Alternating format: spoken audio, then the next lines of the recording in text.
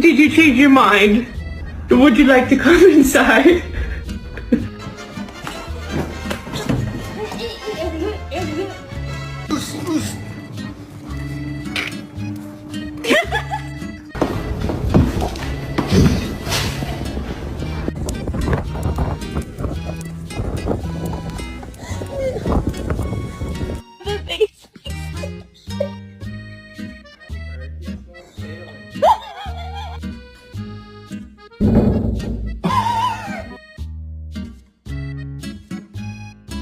What is that power stance?